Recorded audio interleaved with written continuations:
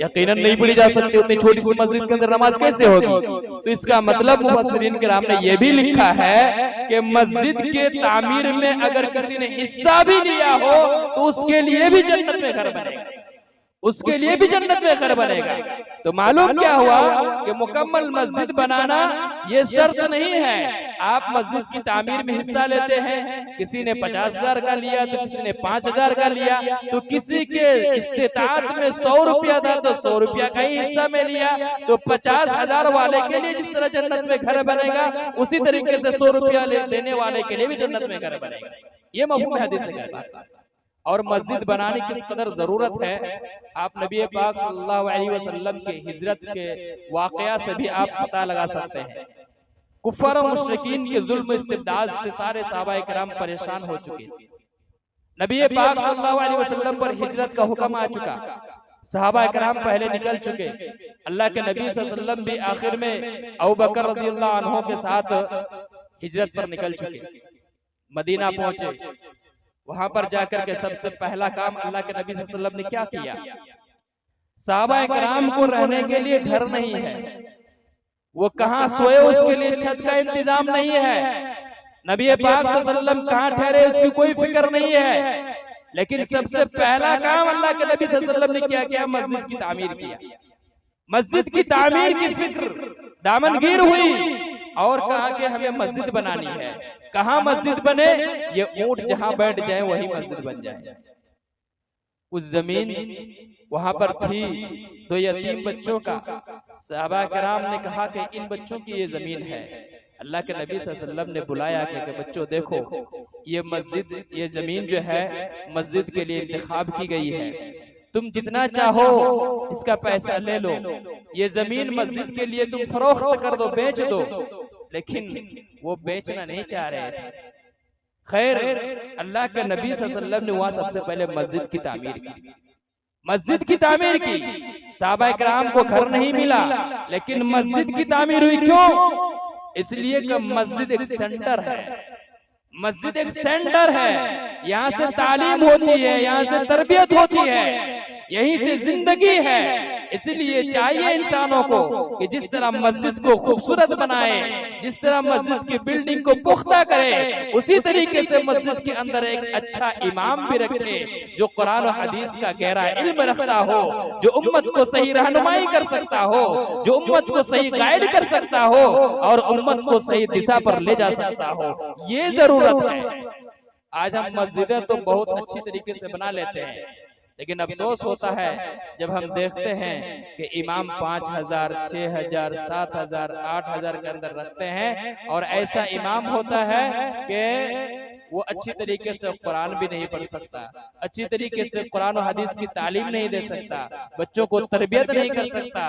जबकि होना चाहिए था कि सबसे पहले यहाँ से तालीम हासिल किया जाए, सबसे पहले यहाँ से तालीम हासिल हो, बच्चों को सही रहनुमाई मिले, नमाज की सही तालीम हो, जनाजा कैसे पढ़ाया जाए उसकी सही तालीम हो, बच्चे जब पैदा हो तो उसके लिए क्या आदाब है, उसके लिए क्या करना चाहिए, उसके लिए सही तालीम हो, ज़कात का निजाम कैसा होना चाहिए उसकी तरफ सही रहनुमाई हो। कोई साहिब दौलतमंद है, कोई साहिब सरवत है तो उसके लिए हज के अहकाम कैसे फर्ज होते हैं उनकी तफसील बताई जाए। लेकिन ये सारी चीजें नदारत होती है, सारी चीजें नदारत होती है। अल्लाह के नबी सल्लल्लाहु अलैहि वसल्लम ने सबसे पहले जाकर के मस्जिद की तामीर की। अभी कुछ दिनों से, बल्कि कई महीनों से, अगर कहा जाए तो कई सालों से हम जैसे ही अहले हदीस, अहले सुन्नत वल जमात का जो मुल्क है फलस्तीन, वहां पर यहूदियों ने कब्जा कर रखा है, जिसका नाम इस्राइल रखा है। इस्राइल कोई देश नहीं है, इस्राइल कोई देश नहीं है, कोई मुल्क नहीं है, वो गासिब है, वो जालिम है। यहूदियों को मार करके भगाया था हिटलर ने मार करके भगाया था, 60 लाख यहूदियों को कत्ल किया था। ये सारे यहूदी भाग रहे थे, मारा मारा इधर उधर फेर रहे थे, घूम फिर रहे थे, कोई मुल्क लेने के लिए तैयार नहीं था। इन्हीं फलस्तीनियों ने उनको जगह दिया, इन्हीं फलस्तीनियों ने, हमारे भाइयों ने उनको जगह दिया। लेकिन उन फलस्तीनियों ने, गद्दारों ने, जालिमों ने उनके साथ धोखा किया और उनके जमीन को कब्जा किया और अपना मुल्क बना करके उसका नाम रखा इजराइल। और आज उतने दिनों से उन पर जुल्म और सितम का जो है पहाड़ तोड़ रहा है। लेकिन हम देखें फलस्तीनी मुसलमानों की हिम्मत को, फलस्तीनी मुसलमानों की जुर्रत को कि कुछ दिन पहले जंगबंदी का ऐलान हुआ तो घर की कोई खबर नहीं, घर कैसे बनाया जाए उसके लिए कोई फिक्र नहीं। सबसे पहले उसने जिस चीज के लिए फिक्र किया तो मस्जिद की फिक्र किया। सबसे पहले उन्होंने जिस चीज की फिक्र किया तो मस्जिद का फिक्र किया उन्होंने, और सबसे पहले उन्होंने मस्जिद की तामीर शुरू की। अगरचे टेंट के जरिए सही, लेकिन मस्जिद बनाना उन्होंने शुरू किया और नमाज पढ़ना उन्होंने शुरू किया। और आज भी वो फलस्तीनी मुसलमान कुर्बानी दे रहे हैं, आज भी फलस्तीनी मुसलमान कुर्बानी दे रहे हैं। जरूरत है हर इंसान को कि उन फलस्तीनी भाइयों के लिए दुआ करें। देखते हैं तो अफसोस होता है, आंखों से आंसू जारी होता है। अभी कुछ पहले एक वीडियो देखा जिसमें इजराइल ने, यहूदियों ने उस पर बमबारी की तो उस बम के धमाकों से इंसान उड़ रहे हैं, इंसानों का जिस्म हवा में उड़ रहे हैं और फिर ऊपर से नीचे आकर के गिर रहे हैं। उन यहूदियों जालिमों ने इतना जुल्म किया उन पर, लेकिन वो अल्लाह को नहीं भूला, क्योंकि वो उसकी जमीन है, वो उनकी जमीन है। वो कैसे छोड़ दे? बैतुल मक़दिस की हिफाजत की कसम खाई हुई है, कैसे छोड़ दे? और आपको बतलाऊं, अभी कुछ दिन, अभी 2 दिन हुआ या 1 दिन ही हुआ, अभी हम इतना दिनों से सुन रहे थे वक्फ अमेंडमेंट बिल के सिलसिले में, वक्फ अमेंडमेंट बिल के सिलसिले में हम सिर्फ सुन रहे थे, लेकिन वो लोकसभा से, राज्यसभा से पास हो चुका है। अभी सिर्फ सदर जमहूरिया का ठप्पा लगेगा और वो कानून में तब्दील हो जाएगा। ये इतना खतरनाक बिल है, ये इतना खतरनाक कानून है कि ये जो मस्जिद बनाई जा रही है कल आपके हाथों से छूट सकता है। ये जो जमीन है, सारी जमीनें तकरीबन जितनी मसाजिद हैं, जितने मदारिस हैं, ईदगाहें हैं, कब्रिस्तान हैं और खानकाएं हैं, ये तो हमारे बाप दादाओं ने वक्फ किया हुआ है, अल्लाह के नाम पर दिया हुआ है। लेकिन ये जो बिल लाया गया है, इस बिल से ये सारी जायदाद आपके खत्म हो सकती है, सारी जायदाद खत्म हो सकती है। और जानते हैं ये सब क्यों खेला जा रहा है, क्यों खेला जा रहा है? अभी आप सब जानते हैं इंटीलिया एक बिल्डिंग का नाम है, इंटीलिया, ये अंबानी की बिल्डिंग है, ये अंबानी की बिल्डिंग है जो वक्फ की जमीन पर बनी हुई है, वक्फ की जमीन पर बनी हुई है। इब्राहिम एक शख्स का नाम था जिसने यतीमों के लिए जमीन वक्फ किया था, यतीम खाना बनाने के लिए वक्फ किया था, लेकिन इसने धोखा से उस जमीन पर कब्जा जमाया और अपनी बिल्डिंग कायम की, जिसका नाम इंटीलिया है। आप सर्च करके देख सकते हैं, ये इंटीलिया की जमीन वक्फ बोर्ड की जमीन पर है। इन सारी चीजों को बचाने के लिए सरकार आज मुसलमानों के इस वक्फ बोर्ड पर कब्जा जमा रहे हैं।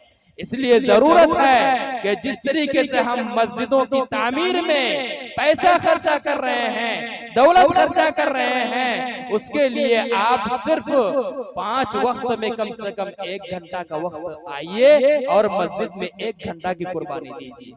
कितना टाइम लग जाता है, कितना टाइम लग जाता है। आप देखिएगा, जरा सोचिएगा कि जिस वक्त अजान होती है और अजान होकर के मुसल्ली नमाज पढ़ करके निकलते हैं, आप उस टाइम क्या कर रहे होते हैं, आप क्या कर रहे होते हैं? जरा सोचिएगा, गौर फिक्र कीजिएगा। क्या उस टाइम में आप खाली नहीं होते? क्या उतना सा टाइम आप कुर्बान नहीं कर सकते? मस्जिदों की तामीर के लिए तो आपने पैसा खर्च कर दिया, लेकिन मस्जिद की हकीकी तामीर के लिए आपने 15 मिनट का वक्त नहीं दिया। लिहाजा जरूरत है इस बात की कि आज ये जो जिस मुनासबत से जलसा का इनेकाद हुआ है, मस्जिद की तामीर करने का, मस्जिद को बनाने का, उसकी जो हकीकी तामीर है उस तामीर के लिए भी आप वक्त निकालें।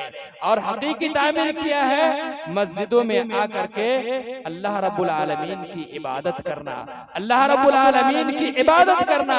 और मस्जिद बनाना वो कोई बहुत बड़ा काम नहीं है। मैंने कहा था एक जगह पर कि अफसोस होता है हमें कि हर कोई, आप देखिए इस्लामाबाद की सरजमीन पर कितनी बिल्डिंगें हैं, कितनी बिल्डिंगें हैं, और ज्यादा तौर पर आप देखिएगा उस बिल्डिंग को बनाने में एक शख्स का ही किरदार होता है।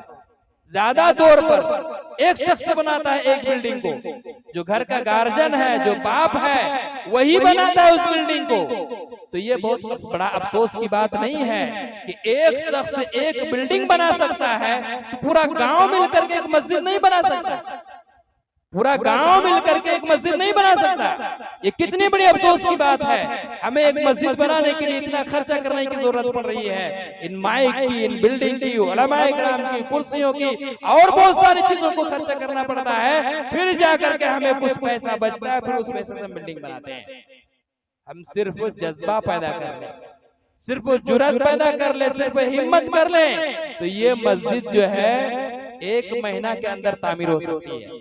अभी मौलाना एक एक शख्स को बुला रहे थे, 10,000, 5,000 के लिए, 15,000 के लिए, 50,000 के लिए। अल्हम्दुलिल्लाह बहुत से लोगों ने ताउन किया है, बहुत से लोगों ने ताउन किया है, लेकिन ये ताउन काफी नहीं है। लेकिन आप सिर्फ ये जज्बा पैदा कर रहे हैं, आप सिर्फ ये हिम्मत बांध लें कि हमें इस मस्जिद को बनाना है। अगर हिम्मत कर ले तो काम हो जाए, हिम्मत नहीं तो फिर काम नहीं होने वाला।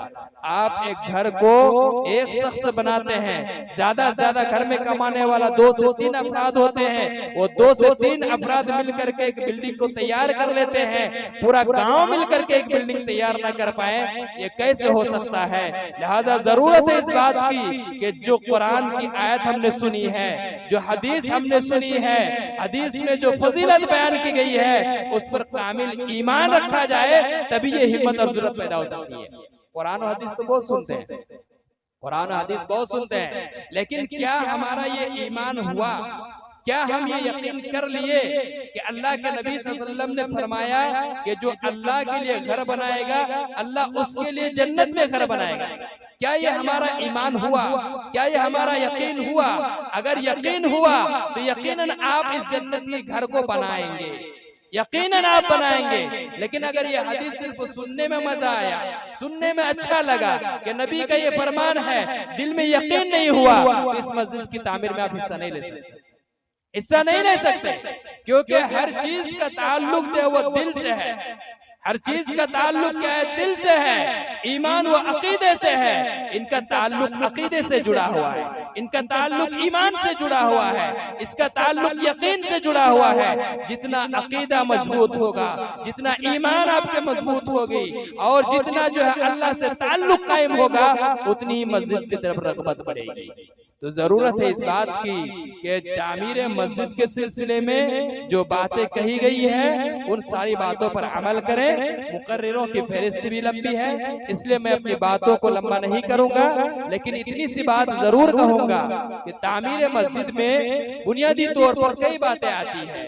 उनमें से एक ये है कि मुकम्मल मस्जिद को तैयार करना, इसके लिए भी जो फजीलत साबित है, वही फजीलत मस्जिद की तामीर में हिस्सा लेने वाले के लिए भी फजीलत है। जो फजीलत मुकम्मल मस्जिद तामीर करने वालों के लिए है, वही फजीलत किसके लिए है? उन बंदों के लिए भी है जो मस्जिद तामीर में हिस्सा लेता है।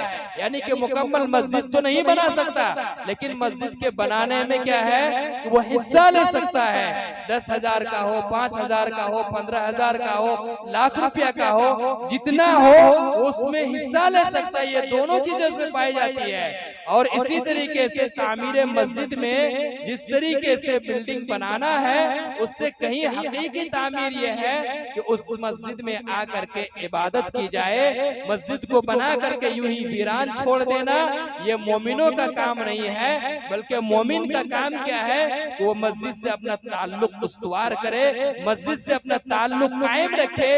इसीलिए हदीस में अल्लाह के नबी सल्लल्लाहु अलैहि वसल्लम ने फरमाया, अगर जिस हदीस के अंदर कलाम है, अल्लाह के नबी ने क्या फरमाया कि इज़ा रअयतुमुर रजुला यतआहदु अल मसाजिद फशहदू लहू बिल ईमान, कि जब तुम देखो किसी आदमी को कि उसका ताल्लुक मस्जिद से कायम है, वो मस्जिद आना जाना करता है, तो तुम उसके मोमिन होने की गवाही दो, मोमिन होने की गवाही दो। इसलिए कि मस्जिद वही आ सकता है जिसके दिल में ईमान हो, जिसके दिल में अल्लाह रब्बुल आलमीन पर ईमान हो, यौम आखिरत पर ईमान हो, वही मस्जिद में आ सकता है। इसलिए जरूरत है इस बात की कि मस्जिद जिस तरह बनाना है उसी तरीके से मस्जिद की हकीकी तामीर के लिए रब के सामने अपने सर को झुकाना भी है। आखिर में अल्लाह रब्बुल आलमीन से दुआ करता हूँ कि परवरदिगार आलम जिस तरीके से हमें मस्जिद बनाने की तो तौफीक अता फरमाता है, उसी तरीके से हम मस्जिद के अंदर आकर के तेरी इबादत कर सके, इसके भी तौफीक इनायत फरमाए। आमीन। वस्सलामु अलैकुम व रहमतुल्लाहि।